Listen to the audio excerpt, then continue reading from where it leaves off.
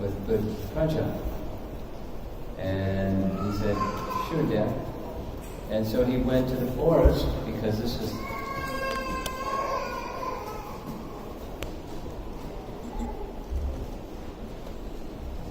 it's the beginning of Satya Yoga, so everything is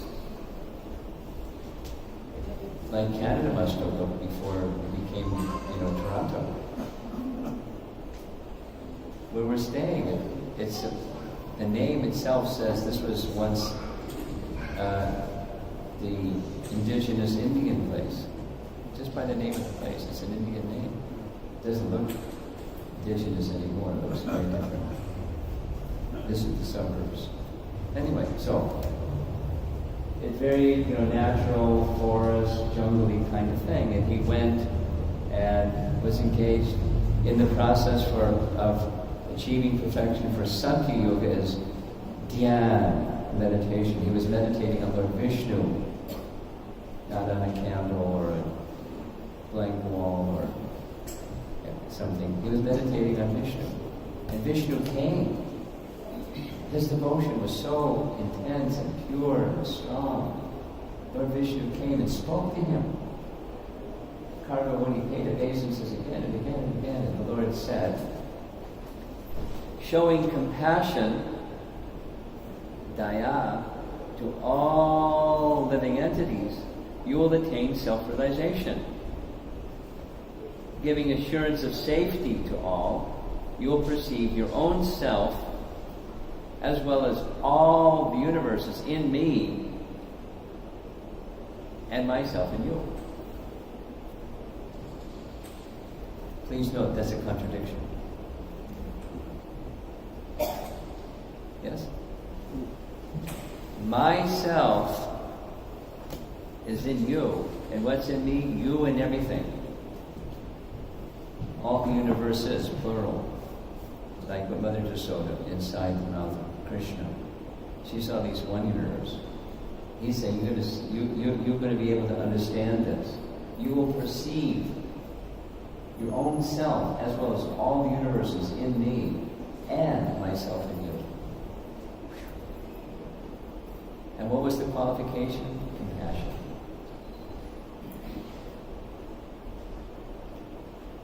And giving safety to all. That is what he did. He wasn't a kshatriya with like Lord Ramachandra with arrows and bow and that kind of protection. He did it from a Brahminical position, because Brahminical protection is very essential also. Brahminical protection is very essential also. It protects society to head in the right direction rather than towards the ditch, off the road and into problem space. So, daya. Over here is Vidura. This image looks great on I wish you could see what I can see. So there's Vidura, and he is meeting with Maitreya. And Maitreya has just had the good fortune of, in person, hearing Krishna's final words before he left the world. He heard Uddhava Gita. It was the audience of two, Uddhava and Maitreya. And according to the Bhagavatam, he became a perfected soul. So Vidura, under Krishna's direction to do so, before he left, he went to find Maitreya. When he finds Maitreya, he says, great philanthropic souls travel on the earth on behalf of the Supreme Personality of Godhead to show compassion to the fallen souls who are averse to the sense of subordination to the Lord. Compassion. It's a natural quality that's within the soul, and when the soul becomes situated in elevated consciousness, then this Vaishnava compassion, which is our topic, comes out. The word that's used is anugrahaya. Now we have three terms. There's variations on the shades of meaning, Kripa, Daya, and Anugrahaya. But for simplicity's sake, compassion. And an ideal example of what Vidura is saying about Maitreya is Narada Muni. And Narada Muni is very compassionate. There's multiple examples, but one of them is Nagari, chief example, the hunter. And when Narada saw the animals half killed here and there, his heart was troubled. And then he saw what the cause of it was. It was this hunter who was half killing animals. So now if you were Narada, and you're in the middle of the forest, and you saw half-killed animals and a hunter, what would you do? Here's what Narada did. He went to the hunter and said, "Hunter, could you please not half kill the animals, but fully kill the animal?" I don't know if that's what we would say, but that's what Narada said. And just because he's Narada is so powerful, immediately the hunter was respectful and said, "My dear sadhu, what are you doing in the forest? Because you came and all the animals I was hunting ran away. And why are you asking me to not half kill, but fully kill the animal?" And he describes, you can't see so well because technology is not cooperating, but in the left-hand corner is the hellish experience that one will have to undergo for giving pain to other living entities. He said there's too much pain and you're going to have to undergo that same pain. So don't half kill them, kill them. And the hunter said, "What? They had pain?" And it never occurred to me that they had pain. And I'm just doing what my father trained me. He just trained me to half kill them, and so what should I do? You should stop killing. Well, how can I stop killing? That's how I maintain my family. Narada said, "If you break your bow, I will give you the means to maintain your family." He had such faith in Narada, he broke his bow. And Narada said, "So what you should do is become a sadhu, become a holy man, and live this way, and I'll arrange. People will come to see you, and they'll give you so much you have to start giving it away." And that's what happened. And then after some time, Narada came back with one of his associates to visit his disciple, Nagari, and Nagari came running from his little cottage over here along the path, but he was unable to walk properly because there were ants on the path. He who was half killing animals now won't step on an ant. So he took his cloth and moved the ants to the side so he could run and pay his obeisances before Narada Muni. Compassion comes out. It's already there, but it can be covered. Generally it is. Or it can be misdirected, even if it's exhibited in some form or fashion. Another object of Narada's compassion is Nalakovira and Manigriva. Again, it's the fantastic painting that lamentably you can't see so well. So Narada, when he saw these two, they're the sons of the treasure of heaven. For some reason, treasures sometimes are wealthy. At least Kuvera was fabulously wealthy. And his sons were so proud of, we're the sons of Kuvera, wealthy Kuvera. And he's a great devotee of Lord Shiva, and we're his sons, so we're double proud. And because of their pride, they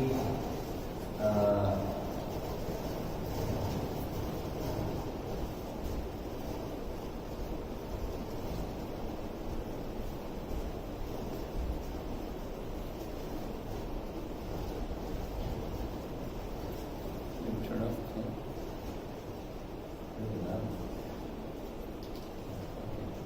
So they were intoxicated and naked, standing before Narada, completely shameless.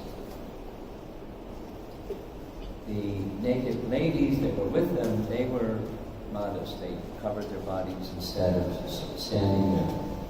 But Narada then began to consider, I really like this section, is how does a compassionate Vaishnava consider people who are very insulting? There was some role play during this weekend with Veer Krishna Maharaj and nonviolent communication. When somebody insults you, what do? And there's 3 different things. Anyway, without the detail of what he did. What Narada did is he began contemplating, where is their behavior coming from? And what's the best thing to help them become free from that behavior? And he said his consideration was they're proud. And when one becomes proud, one can do anything and feel justified. One can do any cruel act or any hurtful act, anything, and it's justified. So how to curb the pride of these two? Well, they need a situation that will relieve them of the source of their pride, the wealth of their father, and the special position of being a worshipper of Lord Shiva, or a very special worshipper of Lord Shiva. And so, it would be fit for these two. They want to stand naked? Let them become trees. They stand naked. But they'll take birth as trees in the courtyard of Nanda Maharaj. And Krishna will come and deliver them after they become free from pride. So Krishna, the source of Narada's and anyone else's compassion, fulfilled the words of Narada. He delivered the trees. And the 2 sons of Kavera, now perfect in their devotion and freed from pride, went back to their position as sons of Kavera in the heavenly realm. So, it's the nature. Karuna is another, it's not identical word as compassion, it's mercy, but it's similar. And of course, Narada had a whole range of people who he delivered. This is the sons of Daksha, the 10,000 sons of Daksha, and the Haryashvas and the Sabalashvas. So he could give perfect knowledge to perfect beings and do everything in between. We're almost done. This is Kapila Dev speaking to his mother Devahuti, and Devahuti became married to Karnamoni. You saw that picture earlier. Karnamoni received his blessing from Lord Vishnu saying, I know your heart's desire. You'd like to have me as your son, I'll become your son. But you need a wife, and so I'm going to send you your wife. She's going to be here in 2 days. Just say yes. Really easy marriage arrangement. Sometimes it's not so easy. And Kapila Dev is now instructing his mother in transcendental knowledge. It's an extensive section of Srimad Bhagavatam, a very important section of Srimad Bhagavatam. And the question that results in 7 chapters of an answer in different iterations, perspectives, is how to overcome undue attachment to the temporary. I'm saying it simply. I know the philosophy. I know that I'm spirit soul, I'm not this body. I know that things that are in relation to this body and the body itself are all temporary. I know the philosophy, but I'm attached. And And that attachment is causing my mind to be bewildered, and my intelligence is lost, and I'm covered by Maya. And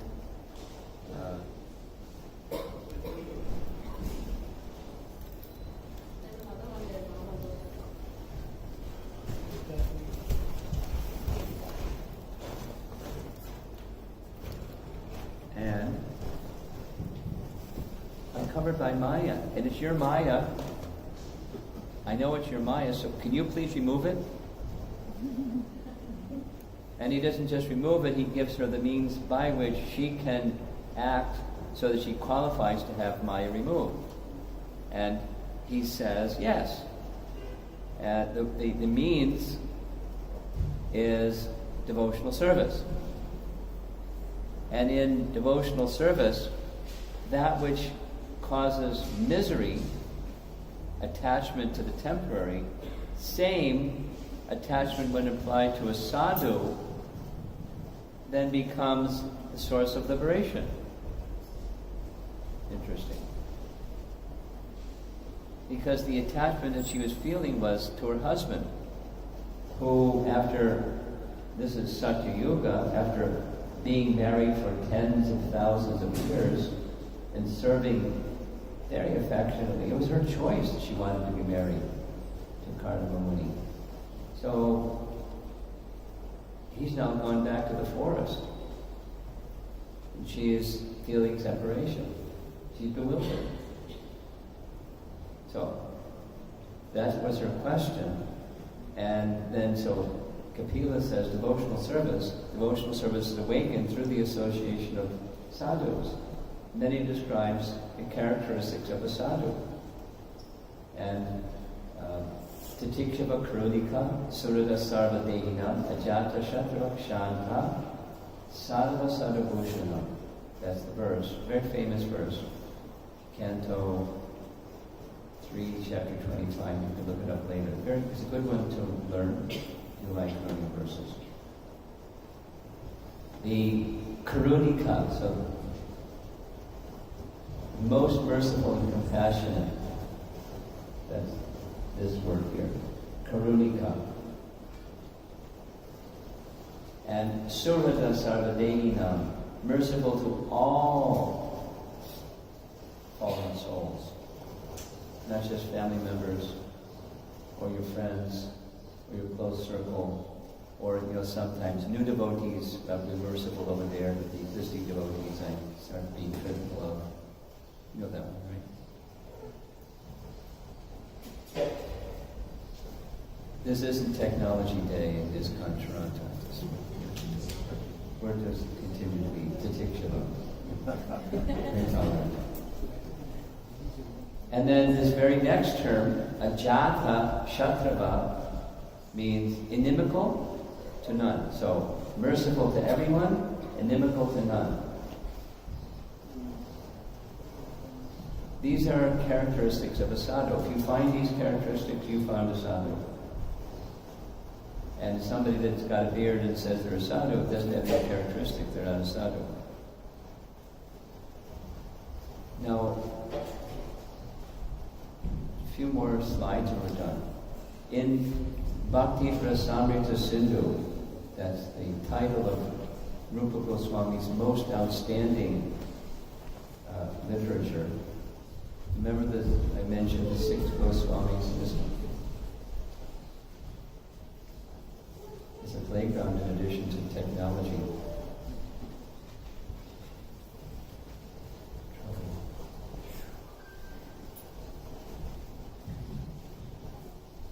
What to do? Bhakti Rasamrita Sindhu is the title of Rupa Goswami's book, Nectar of Devotion. And in Nectar Devotion, there's 3 main topics. Sadhana Bhakti, Bhava Bhakti, and Prema Bhakti. That's Nectar Devotion. And Sadhana Bhakti, those of you that are familiar with Nectar Devotion, you know chapter 1 is characteristics of pure devotional service. That's the title of the chapter.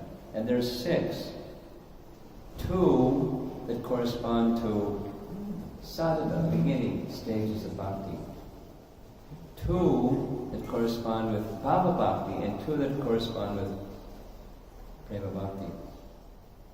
So 2 plus 2 plus 2 is usually 6. Those are the 6 characteristics of pure devotional service. And for sadhana bhakti, the characteristic that Rupa Goswami writes about is Shubha Da.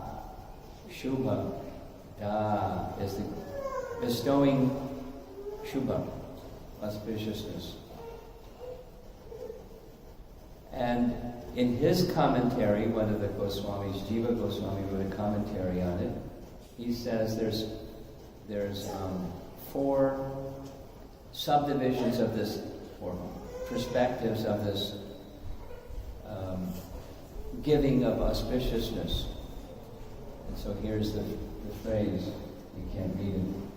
Sarva jagatam prinanam. Sarva jagatam, that's for the whole world. Compassion for the whole world.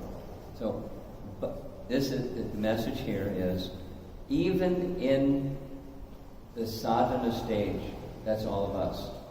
Like, beginners, intermediate, advanced. We're at the beginning stage.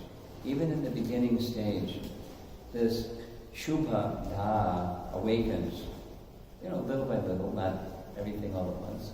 But the tendency for having compassion brings auspiciousness into the world. And the scope of that compassion, even Albert Einstein said, we're not Albert Einstein bhaktas, but Albert Einstein said, if you want to have freedom of thought, because he was a free thinker, your compassion has to expand. And expand to all living entities throughout the whole universe and all of nature. That's pretty big. That's Albert Einstein. So what to speak of a Vaishnava? Or someone who we're practicing sadhana bhakti. That tendency awakens. It matures further and further and further as bhakti progresses. But it's there even in the beginning stages. Now at the most advanced stage, and we're nearly done. According to Nectar of Devotion, or Bhakti Rasamrita Sindhu, there's 5 primary and 7 secondary rasas. For you that are new, don't worry about it, it's just simple. The primary rasas, or relationships with Krishna, are awe and reverence, God is good, God is great. Service, let me do something for Him. Friendship, like Arjuna was Krishna's friend, dearmost friend. Parental affection, like Mother Jasoda. And conjugal love, like the Goddess of Fortune and Narayana, like that.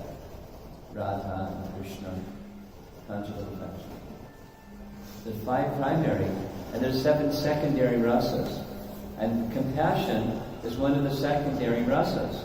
It's in Krishna, and it's something that we can experience as an ecstasy in relation to Krishna. So in the 4th division of Bhakti Rasamrita Sindhu, Rupa Goswami has described 7 kinds of indirect ecstasies of devotional service, known as laughing, astonishment, chivalry, compassion, anger, dread, and ghastliness. Static is louder than my voice. So if I speak louder, it'll probably get louder. Been an interesting evening here.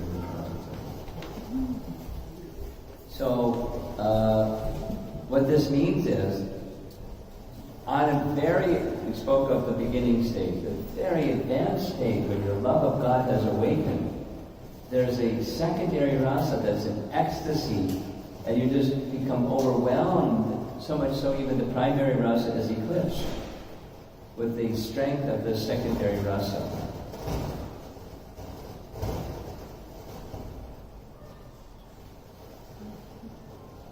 And our founder Acharya, Srila Prabhupada, was on such a level of pure Krishna consciousness, and through his association he was able to convey, or say it in a different language, infect the people around him with that ecstasy.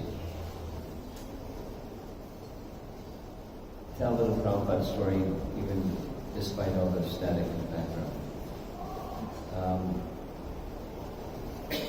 But one of Prabhupada's disciples who was my GBC for a number of years was Rupanuga Prabhu. In fact, he was the one that started the center in Buffalo. The little story I found out later. He was a social worker in New York City, one of the few people that had a job. And he was contributing regularly to help cover the expenses at 26 Second Avenue. And a responsible man. And somebody came along at 26 Second Avenue. He started coming every day, or actually it was only three times a week. Every day there were programs.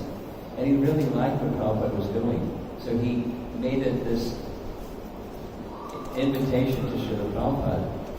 I'll cover the expense of a center in my hometown, Buffalo, if you send somebody there to start Krishna consciousness there. So Rupanuga was sent.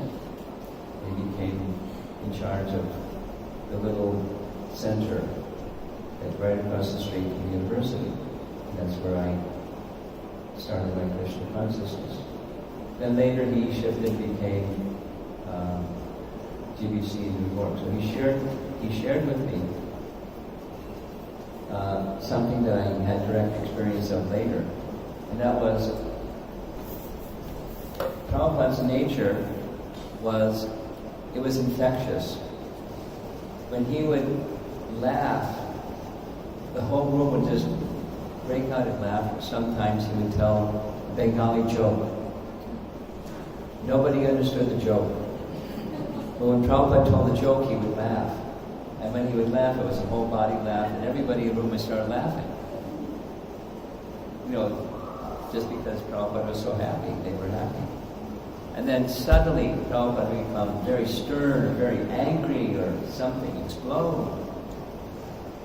Everyone would get in the same room. So he was infecting us with compassion because he was experiencing the fullness of a Vaishnava's compassion and the fullness of Chaitanya Mahaprabhu's compassion. So he gave that to all of us, different venues, and we're all here today because of that. So receive it and transmit it to others. Last thing, Prabhupada explained that compassion can be misplaced, and one of his classic examples was saving the coat of a drowning man. It's material. If there's somebody that's in a suffering condition, they don't have enough to eat, or they don't have medical, or they don't have education. So opening hospital. Philanthropy is a common object of compassion. There's nothing wrong with doing those things. But minus saving the drowning person while you're saving the coat of the drowning person, that's a problem. That's insufficient or misplaced compassion. And there's other examples, but I'm going to end because now the sun is shining directly in my eyes. No longer on the screen. All glories to Srila Prabhupada.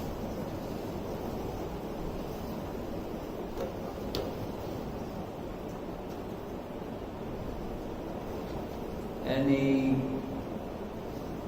comments or questions? Any discussion? Yes. You can take the microphone back to this microphone.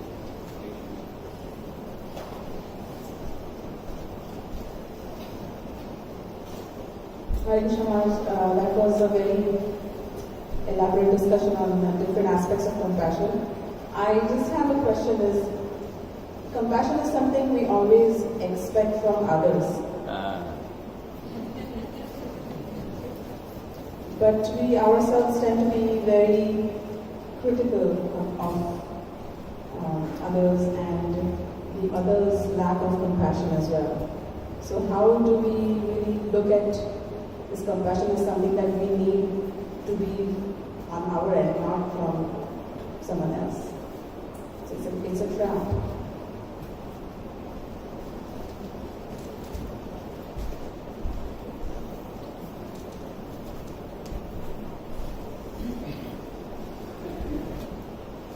Bhakti.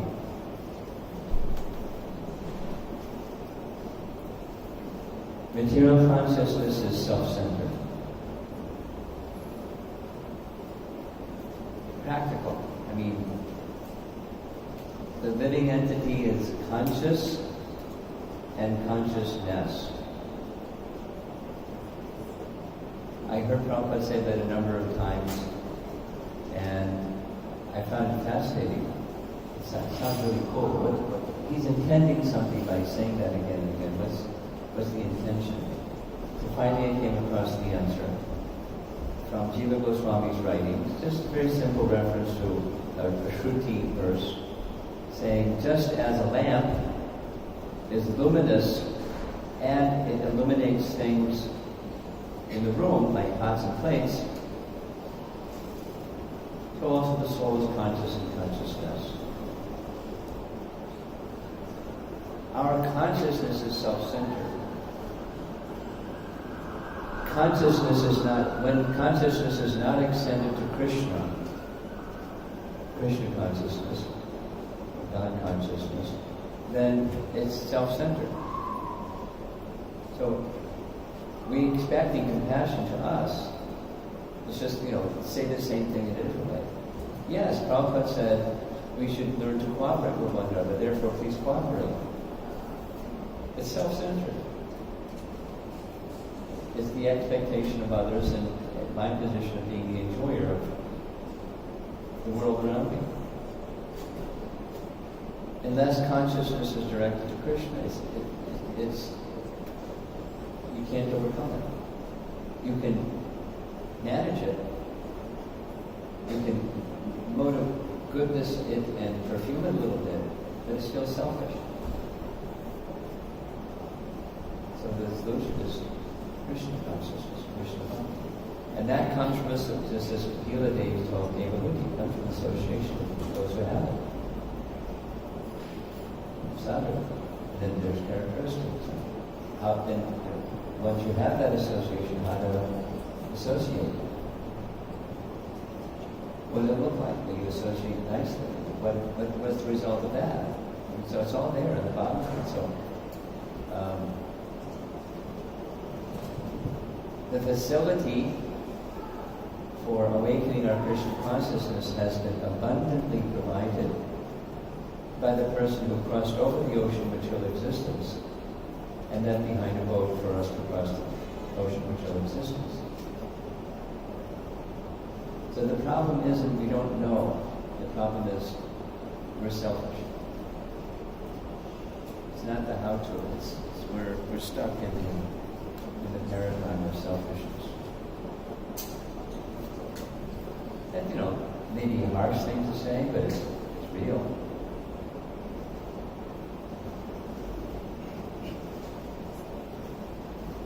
And one of the best things to help you get on the other side, even if we have good association, is want to get to the other side.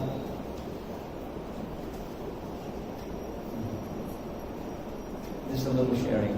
I see your hand. I see your hand, but I want to say one more thing.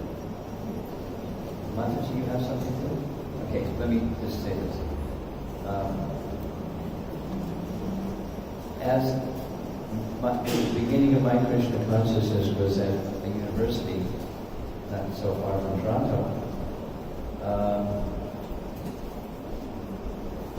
For the number of years that I've been a devotee, I wanted to give back to my spiritual master, but he sacrificed to give me. And so I visit universities regularly as part of what I do. In the month of April, I visited 19 universities from different places.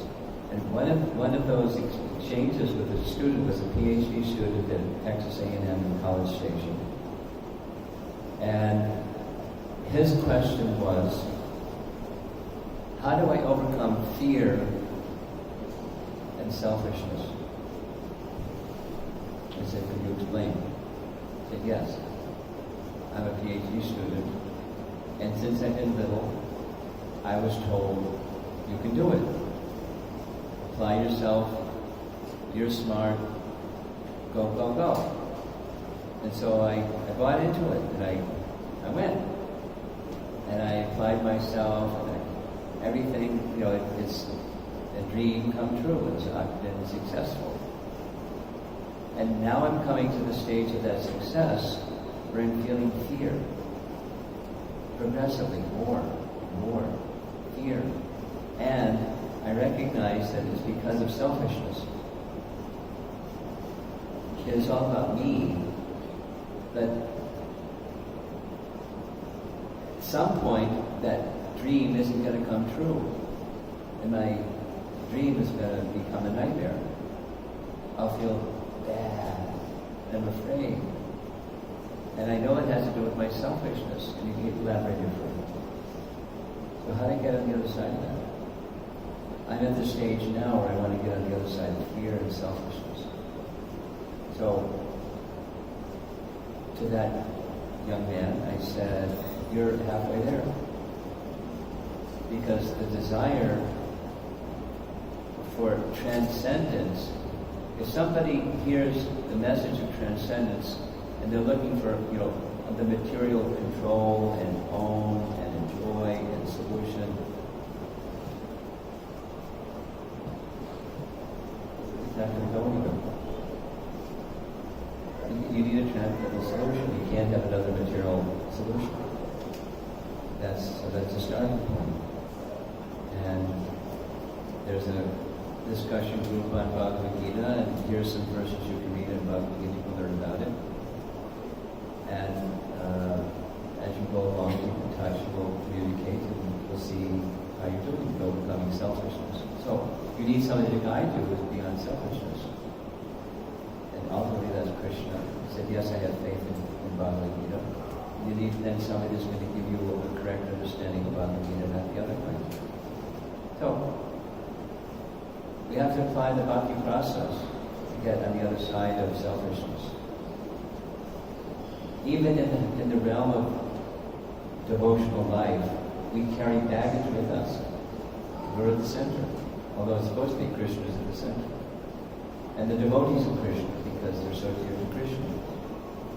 But, being the servant of, we're still the enjoyer of.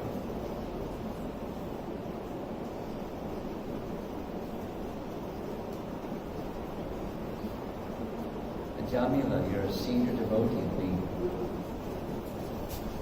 And the lady in front of you can speak next. Maharaj, in regards to rasas, why are they so important? Why is what important? Rasas. Shastra important? Rasas. R-A-S-A-S. Rasas.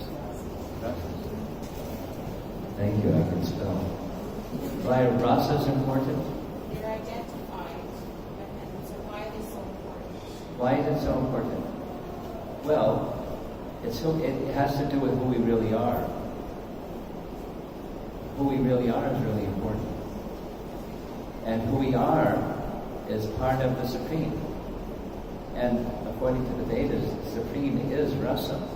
Normally, because we're selfish, we think of rasa in terms of what we experience. But that's just like a little ray of the vast sunshine, a little spark of a fire, a little drop of water in, was it Lake Ontario? So it's a little drop, what we experience. But there's this ocean of rasa. That's Krishna. And we're part of Him. So it's important because it's who we are. We're part of Him. And He is Rasa. And our relationship with Him is unique, individual, very entirely personal. It's who we are.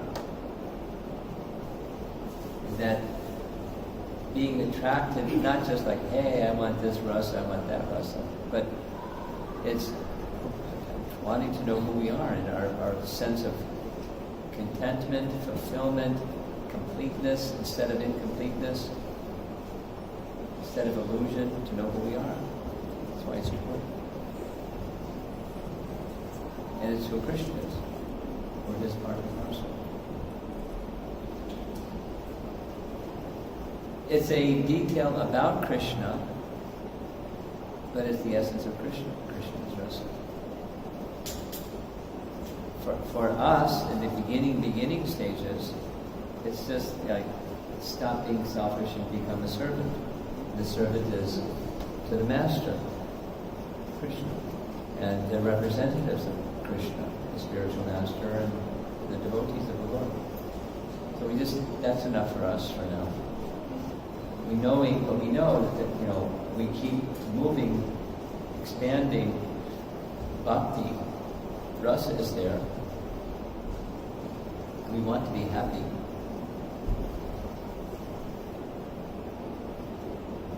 And that's happiness. It's the soul's natural happiness, love, in a certain relationship.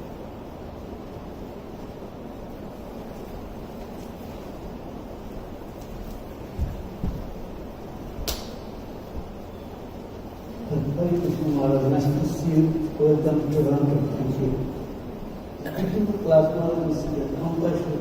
So means what I understood that until and unless a person becomes self-realized, for self-realized person, he either his anger or either his blessing the same cause as the Narayana. I didn't get it. Do it again. For a self-realized soul, For a self-realized soul. is either his anger or either his blessing the same cause. Even though when he is angry, still he same effect. Okay, I didn't say that, but that's true. Yeah. When Narada spoke like he did for the two sons of Kuvera, Yeah. it was a blessing. Listen, the same saying, that the same effect. That's why self-realized soul you cannot get anything bad from them. Either they're angry or either they're blessing the same effect. Yeah, Always blessing. yeah, And that's only can happen if person only becomes self-realized. yeah. And we shouldn't imitate. Then, I'm going to get angry. It's just a blessing. self-realized, no problem.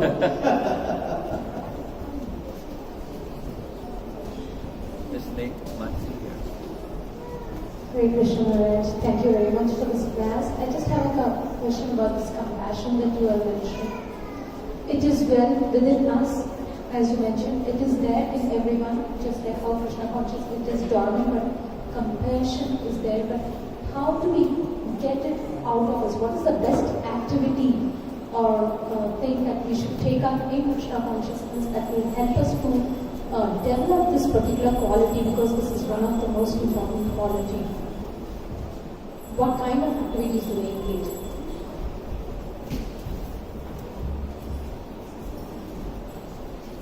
Try to understand the intention of our founder Acharya, and then connect with that. No. Each of us has our propensity. You're number 3. You gotta wait. I see your hand. You're number 3. She's number 2. You're number 3. Just say that. We won't move forward.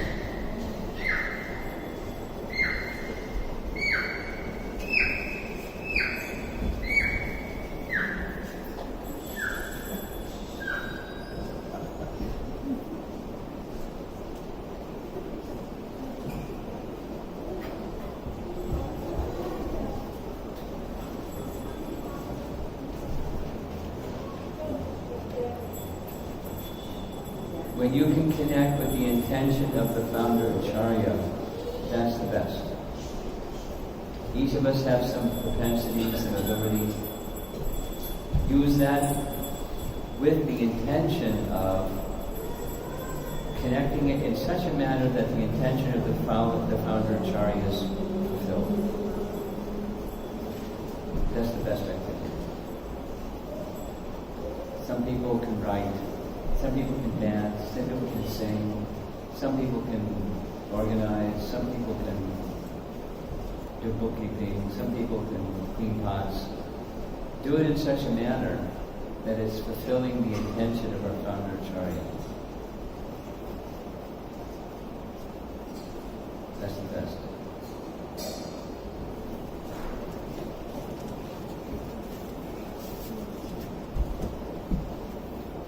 Hare Krishna, thank you for the class, Maharaj. While you were speaking, you briefly mentioned how it can be that sometimes devotees may have the tendency to shower compassion to new persons, Yeah. the newcomers. They get lots of compassion, while devotees who are, Taken for granted. who have been around, maybe the compassion, tap is run dry for them. So could you explain where this mentality comes from, and how can we learn to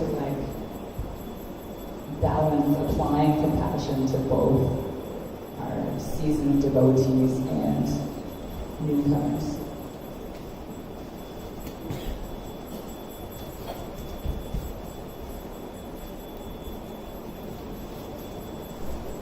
There's probably a variety of where is it coming from answers.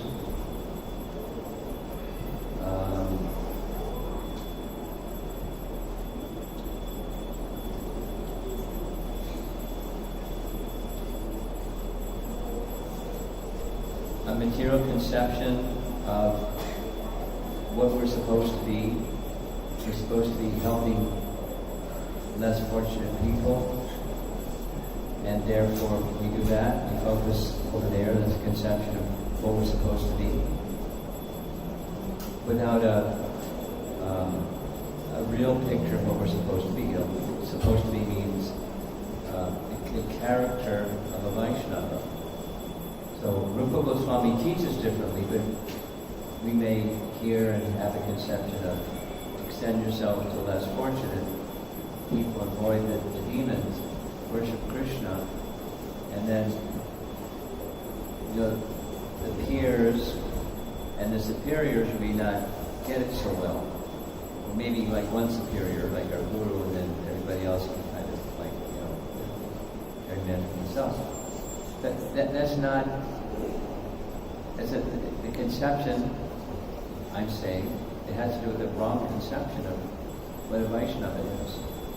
We're cultivating the qualities of a Vaishnava, and we're modeling ourselves after what we think Vaishnava is, but it's an incomplete picture. So we need to read scriptures, we need the association of those that have the complete picture, and model that, or cultivate that.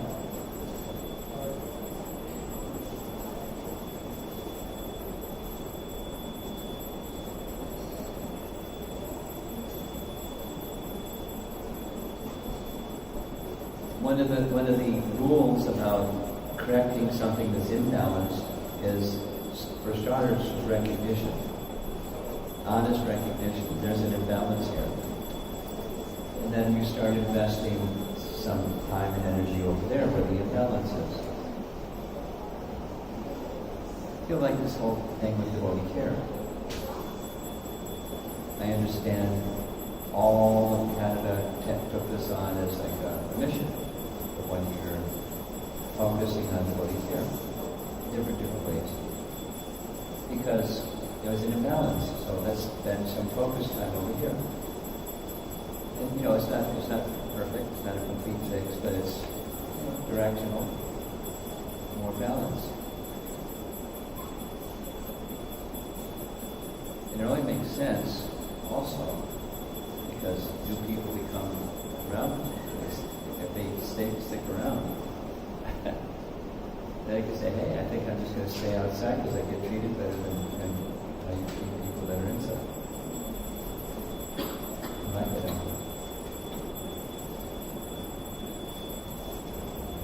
Right?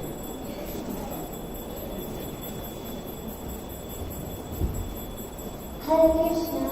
Hare Krishna.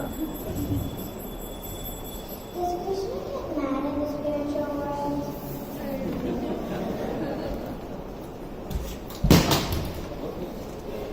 So that I could see you. What was the question? Does Krishna get mad in the spiritual world? Do people get married in the spiritual world?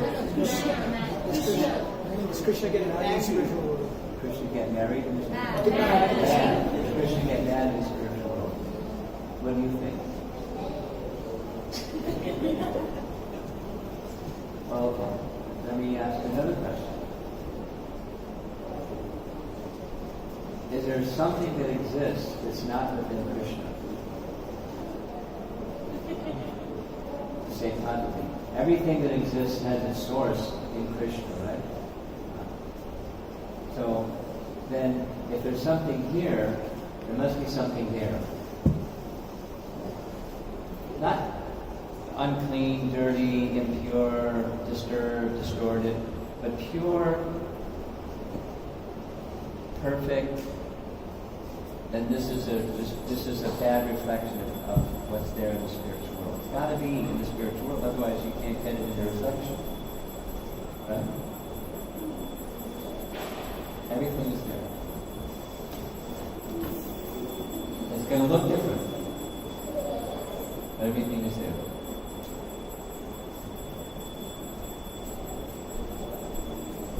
Now, in the spiritual world, there's a trick question. In the spiritual world, are there demons? No. There are demons in the spiritual world. Then, how does Krishna get angry at demons over here when there's no demons in the spiritual world? And the answer is Yogamaya. You know what Yogamaya is? Yogamaya? It's Krishna's internal potency, where people have a sense that something is real, but it's not. Like, real practical example. Krishna's birth. There's a pastime here of Krishna's birth. Krishna's Janmashtami, right? Does Krishna have birth in the spiritual world? But there's this sense of Mother Yasoda.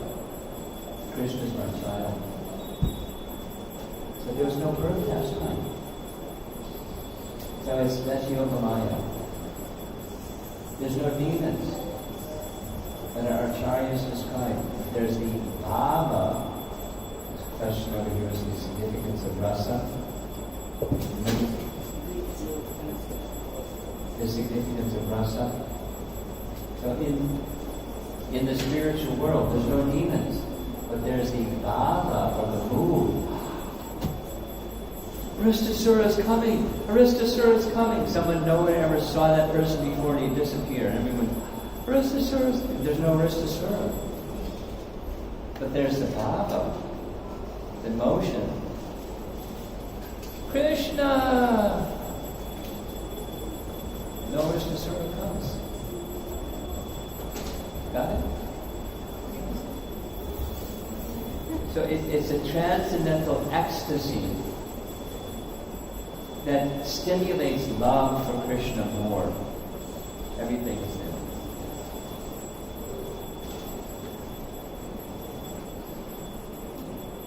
Alright. Because there's one song, well-known song. Krishna getting married, one of the gopis. Of course. You know? The gopis get mad with Krishna, and Krishna gets mad with the gopis. And then it's all done. Because it's just an increase of their ecstasy, and the primary rasa becomes temporarily where to go, but it gets strengthened, and then the secondary rasa is gone, and then here comes loving affection again. Krishna's no longer mad. Radharani gets mad, and then